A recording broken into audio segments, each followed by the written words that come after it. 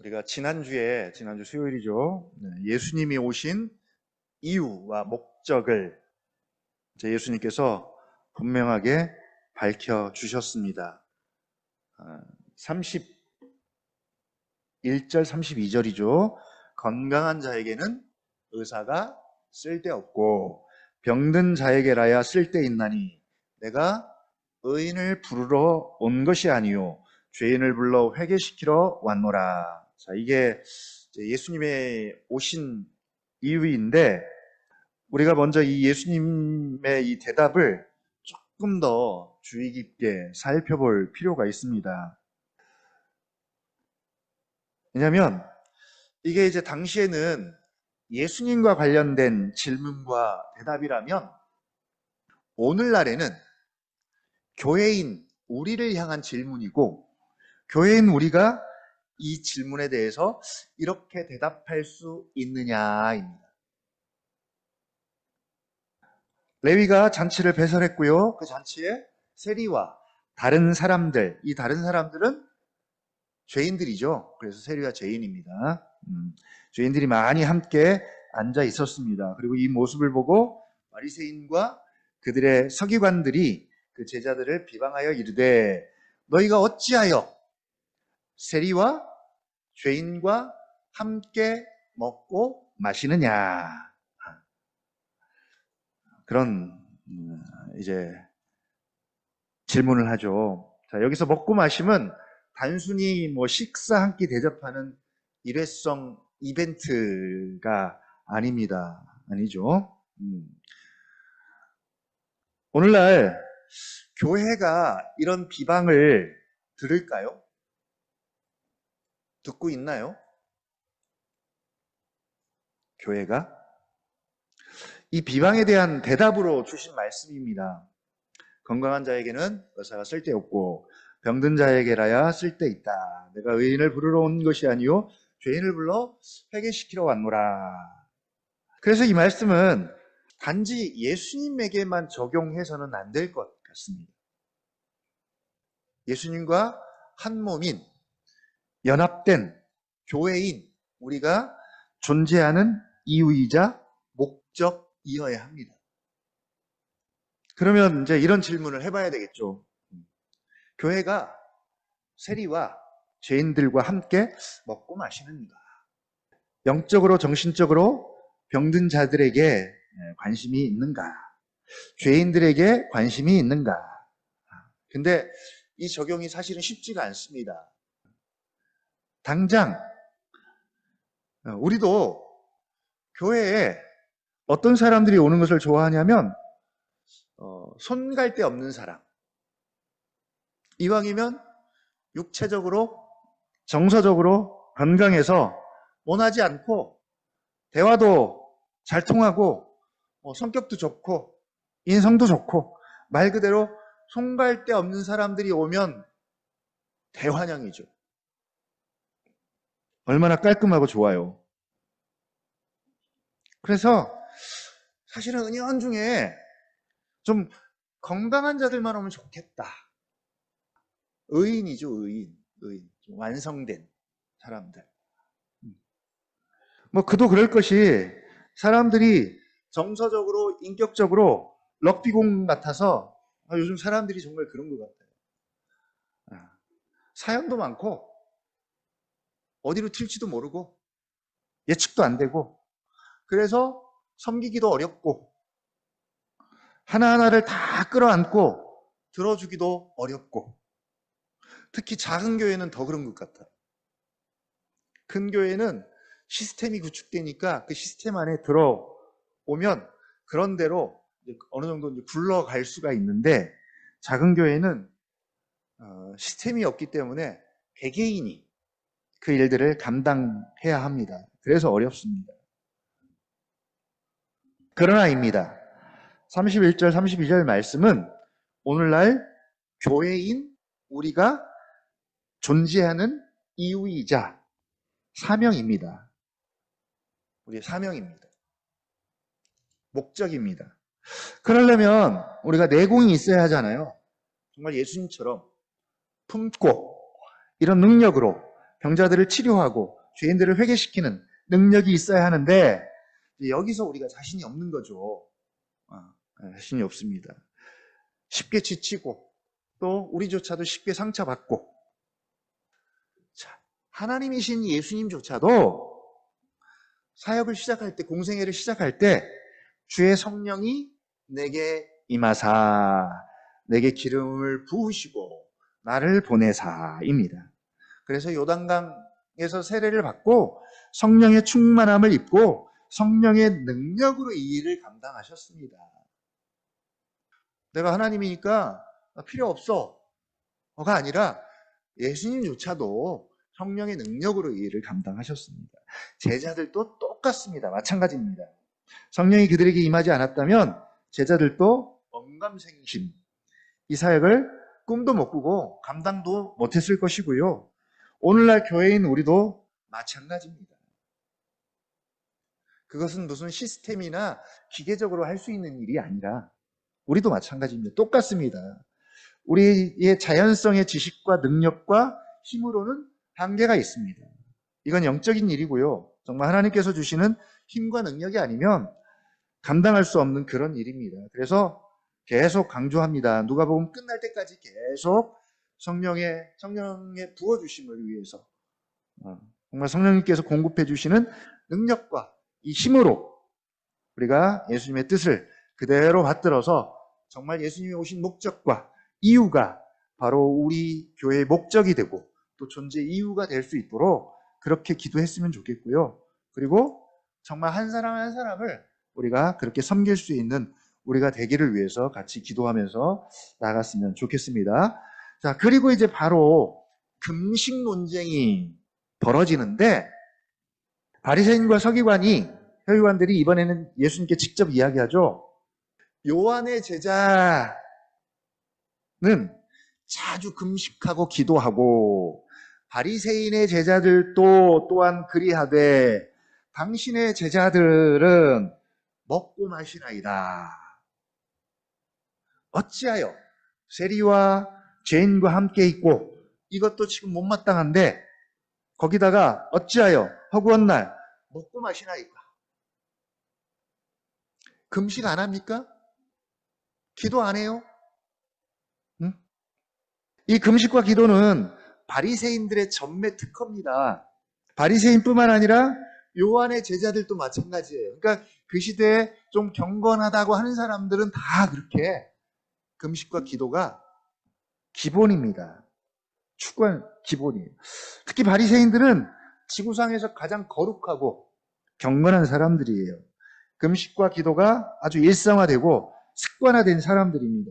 심지어 성경에서 공적으로 정한 절기의 금식을 넘어서 원래는 1년에 한 번이잖아요. 대속죄일 한 번 금식합니다. 그리고 나라의 위기가 닥칠 때 혹은 개인의 위기가 닥쳤을 때 그때 금식하고 기도합니다. 그런데 바리새인들은 일주일에 4번 이상 하는 것 같아요. 공식적으로. 종아, 감사하지? 바리새인 아닌 거에 대해서 감사하고, 그치? 일주일에 4번 이상입니다. 그러면 조금 더 경건을 더 추구하는 사람들은 뭐 5번, 6번 그냥 그렇죠. 그러니까 금식을 안 하는 날보다 하는 날이 더 많으니까 금식이 그들의 일상인 거예요. 그게 그들의 경건입니다. 그러니까 금식 안 하는 사람들 보면, 기도 안 하는 사람들 보면 얼마나 한심하겠어요. 상대적으로. 그렇죠? 얼마나 경건하지 못한 사람들이니까. 그러니까 그냥 다 죄인 취급하는 거예요. 다 죄인들이에요. 죄인들. 그들이 보기에. 세리와 죄인들. 아마 저희 같은 목사들도 그 시대의 바리새인들이 보면 그들이 정한 율법에 미치지 못하기 때문에 저희도 죄인 취급받을지도 모르겠습니다. 자, 이 바리새인들의 비방에 대해서 예수님이 답변을 주시는데 예수님이 가장 강조하고 계시는 것이 이겁니다. 34절 한번 같이 읽어볼게요. 34절 시작. 예수께서 그들에게 이르시되 혼인집 손님들이 신랑과 함께 있을 때 너희가 그 손님으로 금식하게 할 수 있느냐. 예. 오히려 이 34절 말씀을 통해서 그들에게 진짜 뼈 때리는 질문으로 공격을 하는 거죠. 그들은 금식이면 돼요. 금식이면 따지지도 않고 그건 되게 경건한 거예요. 그래서 많이 하면 할수록 좋습니다. 그러나 예수님은 금식도 금식 나름이다. 다 때와 장소가 있다. 해야 될 때가 있고 하지 말아야 될 때가 있다. 특히 혼인집 손님들과 함께 있을 때를 제시하죠. 과연 혼인집 손님들이 신랑과 함께 있을 때 그 손님들로 하여금 금식하게 할 수 있느냐? 어때요? 정말 더 이상 반론을 할 수 없을 정도로 너무나 상식적이잖아요. 되게 상식적인 말씀입니다. 바로 지금이 그런 상황이라는 것이죠. 물론 바리새인과 서기관들은 이 상황을 이해할 수 없기 때문에 끝까지 모를 거예요. 그러나 그날에 이르러 그들이 신랑을 빼앗기리니 그날에는 금식할 것이니라. 그래서 금식을 하지 말아야 할 때가 있고 할 때가 있는데 그때는 바로 혼인집 신랑과 관련이 있습니다. 지금 제자들은 혼인집 신랑과 함께 잔치에 참여한 상태이고 그래서 먹고 마시고 즐기는 것이 아주 지극히 당연한 것이죠. 잔치에 어울리는 모습, 합당합니다. 금식은 합당하지 않는 거예요. 그 상황에서. 자, 그렇게 본다면 지난주 주일날 그런 말씀 드렸습니다. 종말에 때 너희가 어떠한 사람이 되어야 마땅하냐. 거룩한 행실과 경건함으로 라는 말씀 드렸어요. 자, 이 거룩한 행실과 경건함이 꼭 금식과 기도로만 드러나는 것은 아닌 것 같아요.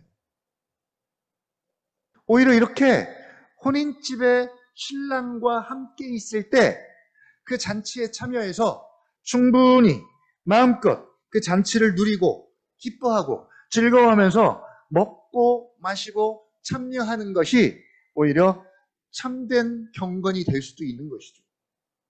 예수님의 말씀에 의하면 그렇고. 왜냐하면 경건은 하나님과의 관계 속에서 드러나는 우리의 반응이라고 말씀을 드렸잖아요. 하나님과의 관계 속에서. 그러니까 그들의 금식은 하나님과의 관계적 반응으로 한 것이 아니라 하나님과 상관없이 자기들이 정한 거예요. 자기들이 정한 것이고 지금 오늘 제자들이 먹고 마시는 것은 예수님과의 관계 속에서 예수님의 목적과 이유가 가장 부합한 상황에서 일어나는 일이기 때문에 잔치에 참여해서 먹고 마시는 것이 하나님을 향한 참된 경건인 것이죠. 그러나 금식해야 할 때가 되면 또 금식으로 반응할 때가 있습니다. 자, 이어서 두 번째 비유를 말씀하시죠. 새 옷과 낡은 옷에 대한 비유인데 이것도 역시 상식적입니다. 36절이죠. 36절 같이 한번 읽어보겠습니다. 시작. 그렇게 하면 새 옷을 찢을 뿐이요 또 새 옷에서 찢은 조각이 낡은 것에 어울리지 아니하리라. 예. 낡은 옷 살리자고 새 옷에서 조각을 찢어 낡은 옷에 붙이는 사람이 없다. 만약 그렇게 하면 새 옷을 찢을 뿐이요. 그쵸? 새 옷을 찢을 뿐이요. 새 옷을 버리게 됩니다. 또 새 옷에서 찢은 조각이 낡은 것에 어울리지 아니하리라. 두 가지입니다. 옷 비유는 충분히 이해가 가죠. 이해가 갑니다. 그런데 왜 금식에 대한 말씀을 하시면서 이 비유를 하는가입니다. 금식은 일단 낡은 것이고 낡은 옷에 해당이 됩니다. 그리고 예수님과 또 예수님과 함께하는 모든 것들은 새 옷, 새 질서에 해당이 되겠죠. 자, 새 포도주와 낡은 가죽 부대 비유도 마찬가지입니다. 37절 같이 또 읽어보죠. 시작. 새 포도주를 낡은 가죽 부대에 넣는 자가 없나니 만일 그렇게 하면 새 포도주가 부대를 터뜨려 포도주가 쏟아지고 부대도 못 쓰게 되리라. 자, 역시 상식입니다. 만약 그렇게 하면 새 포도주가 낡은 가죽 부대를 터뜨려 포도주가 쏟아질 것이고 부대도 못 쓰게 된다. 이 두 가지입니다. 새 포도주가 발효되면서 낡은 가죽 부대를 터뜨려 버리기 때문에 둘 다 못 쓰게 되는 거예요. 새 포도주도 다 바닥에 쏟아질 것이고 낡은 가죽 부대도 터뜨려집니다. 그러니까 헌 옷이나 낡은 가죽 부대로는 새 옷과 어울리지도 않고 그리고 새 것을 담을 수가 없습니다. 그래서 결론은 뭐예요? 새 포도주는 어디예요? 새 부대에 넣어야 할 것이니라. 아주 상식적인 결론에 이르게 되는데, 그런데 현실은 특히 바리새인들과 서기관들은 새 시대가 도래했음에도 불구하고 여전히 옛 시대에 옛 체계에 머물러서 그 옛 것을 가지고 새 시대의 새 체계와 원리를 담으려고 한다는 것이죠. 그래서 사사건건 충돌합니다. 이 사건 이후로 6장에서 안식일 논쟁이 또 벌어져요. 계속 바리새인들과 서기관들과 예수님이 계속 논쟁을 하게 됩니다. 예수님은 하나님 나라의 새로운 질서를 가지고 오셨습니다. 이 하나님 나라는 옛 체계와 옛 시대의 것으로는 담아낼 수도 없고요. 살아낼 수가 없습니다. 새 부대가 필요하고요. 새 원리와 새 질서로 하나님 나라를 이해하고 바라봐야 되는데 바리새인과 서기관들은 여전히 옛 체계를 가지고 예수님을 평가하기 때문에 담아낼 수도 없고 이해하지도 못합니다. 자, 그러나입니다. 만약 또 여기까지만 이렇게 말씀을 드리고 결론을 내면 새 것은 무조건 좋고 헌 것은 무조건 좋지 못한 것이라는 결론을 낼까봐 마지막 절 39절 한 절도 첨가해요. 39절 시작. 묵은 포도주를 마시고 새 것을 원하는 자가 없나니 이는 묵은 것이 좋다 함이니라. 앞에 있는 말씀하고는 맞지가 않아요. 새 것 얘기하다가 갑자기 묵은 게 좋대요. 이게 뭔 말입니까? 자, 포도주 자체는 새 것이면 무조건 좋은 것이 아니라 묵은 포도주가 새 포도주보다 훨씬 좋습니다. 그러니까 몇 년산 와인 이야기하는데 오래된 것일수록 좋죠. 좋습니다. 가치로 보면 묵은 포도주가 새 포도주보다 낫습니다. 그런데 이건 새 것과 낡은 것의 문제가 아니라 예수님과 함께 새 시대가 도래했고 이 새 시대가 뭡니까? 하나님 나라잖아요. 하나님 나라. 이 하나님 나라에 어울리는 새 시대에 걸맞는 원리와 체계가 있다는 거죠. 그 하나님 나라를 율법이나 금식이나 할례나 이런 것들로는 담아낼 수가 없는 거예요. 당장 이 새 시대는 어떤 시대입니까? 오늘 잔치의 시대잖아요. 잔치가 열렸습니다. 새 시대는 혼인잔치의 시대입니다. 그렇죠? 자, 여기서는 지금 손님이라고 표현했는데 진짜 잔치가 열리는 날은 교회가 손님이 아니라 뭐예요? 그 잔치의 주인공이 될 신부가 되는 거잖아요. 신부. 또 하나, 율법의 체계와 원리가 아닌 은혜의 원리가 지배하는 시대잖아요. 새 시대는. 또 가장 중요한 것은 성령의 시대입니다. 그래서 이제는 새 마음과 새 가치관과 새 삶이 요구되는 그런 시대이기 때문에 새 옷 조각을 찢어서 헌 조각에 붙이지 않아요. 새 포도주를 낡은 가죽 부대에 담지 않습니다. 근데 바리새인과 서기관과 유대인들은 지금 새 시대가 도래했어도 여전히 옛것에 취해 있는 것이죠. 그래서 예수님과 함께 찾아온 이 은혜와 사죄와 잔치의 기쁨을 외면하고 여전히 뭘 고집해요? 잔치가 열리고 있는데도 계속 금식을 고집하는 거죠. 금식을 고집하고 그것을 자랑하고 산다면 참으로 불행한 일 아닙니까? 바로 우리는 지금 새 시대에 삽니다. 새 시대의 특징은 은혜의 원리가 지배하는 시대고요. 은혜가 왕노릇하는 시대입니다.